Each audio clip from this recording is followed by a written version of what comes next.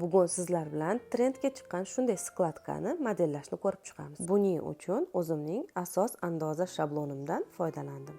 Ko'krak vitichkasini yopib, bel vitichkasini kesishtirgan holatda modellab ochib olamiz. Va bizga nechta skladka kerak bo'lsa, bo'yin o'yinda ochiqligidan boshlab har bitta skladka joyini modellab chizib chiqamiz. Modellagan chiziqlarimizni qirqib ochib olamiz va oralarini bel chiziqdan skladka chuqurligini o'lchagan holatda oralarini ochib yopishtirib chiqamiz. Bu yerda skladka chuqurligini 4 sm oldim. Siz xohlasangiz 4-6 olishingiz mumkin. Ya'ni skladka chuqurligi o'zingizning xohishingiz va fasoningizdan kelib chiqadi. Chuqurroq yoki ingichkaroq skladka. Yopishtirib olganimizdan so'ng bel chizig'ini chizib, skladka tikish balandligimizni chizib chiqamiz. Misol uchun 10 sm bo'lsa, beldan 5 yuqoriga, 5 past qismga chizib, skladka o'rnilarini belgilab qo'yamiz.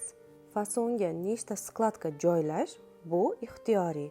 Xohlang bitta, xohlang ikkita, xohlang 3 ta yoki undan ham ko'p joylasangiz bo'ladi. Ushbu modellashda old qismiga 4 ta, orqaga 3 ta skladka joylab ko'rsatib berdim. Asos andoza va modellash sirlarini o'rganishni xohlovchilar uchun arzon narxda onlayn kursimni doimiy dostupga ochib qo'ydim.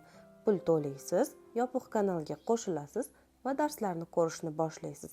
Bu darslar sizda bir umr qoladi. Agar siz tikuvchilik va modellash sirlariga qiziqsangiz, sahifamda qoling. Telegram kanalimga ulanib oling va kuzatishda davom eting.